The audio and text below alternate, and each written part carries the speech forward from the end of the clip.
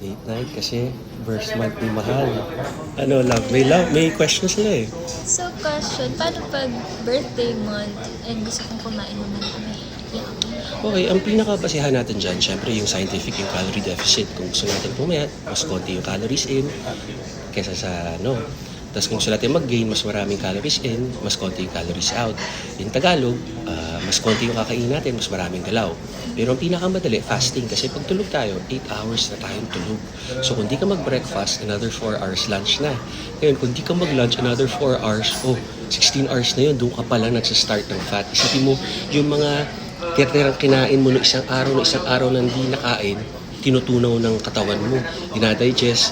Tapos, yun yung mga, kumbaga yung mga cells, may time sila para gumaling. And at the same time, kung mag-workout kayo, lalong bibilis yung metabolism nyo, tsaka mag-excrete nyo yung mga dumi-dumi sa katawan. O, di ba? Thanks for magazine.